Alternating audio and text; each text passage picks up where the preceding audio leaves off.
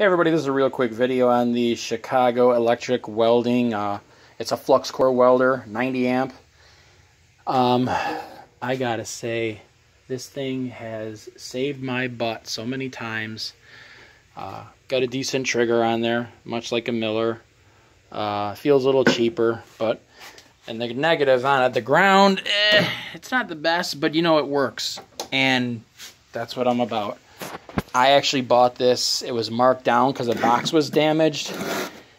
The guy sold it to me for $30.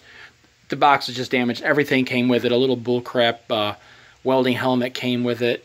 But it was, this thing has come through. It has saved me so many jobs. Just quick, you know, even if I got to heat a bolt up, weld a washer onto it because maybe the end of it cracked off.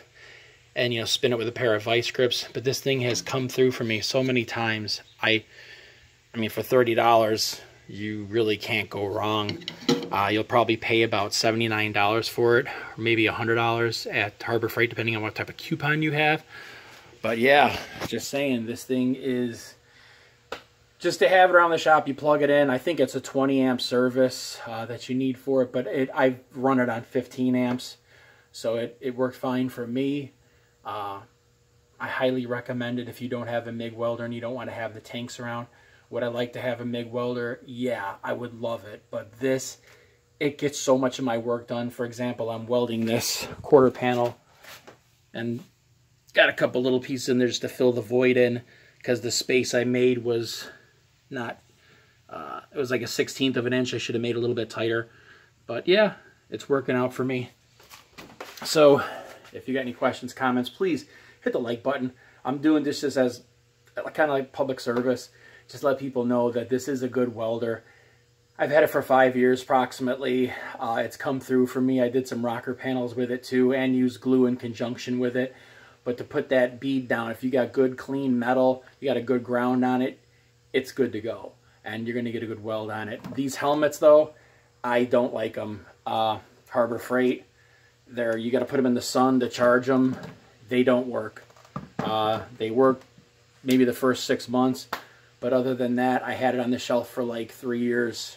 I put it in the sunlight to charge it. Garbage. Doesn't work. You want to put potatoes on your eyes because you burn your eyes from these things. That's what you'll end up doing. It doesn't shut off at the right moment, so I wouldn't waste $10 on the thing. So it's not worth having to go to the hospital because you burn your eyes.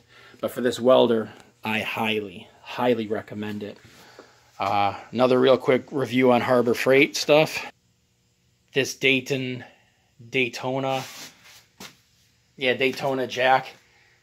It worked really well the first like 6 months. I used it a couple times. Other than that, garbage. It's not going up all the way. And their warranties, they're so picky with their warranties at Harbor Freight. I'm afraid to go back there, so I'm probably going to just buy a brand new one, same kind, get the warranty on it, and then bring this thing back and in exchange for it, because they don't stand behind their products unless you pay extra money. So it's kind of like you might as well, with certain things, just go the higher route and buy the better stuff, unless they're clearing them out for like $30 prices for a welder, for God's sakes. I mean, you can't even buy a mini torch for that much, I think. So yeah, this thing gets an A+ for me for a cheap, get her done kind of little, you know, around the yard welding projects. I've actually had a couple neighbors that asked me to weld some stuff. I've made my money back with this thing like tenfold, you know. So have a good one. Hit that like and subscribe button. It really helps us out. I appreciate it. If you got any comments, feel free, man. Take it easy and be safe out there. When you're welding, practice extreme caution. Extreme caution. It is dangerous. Thanks.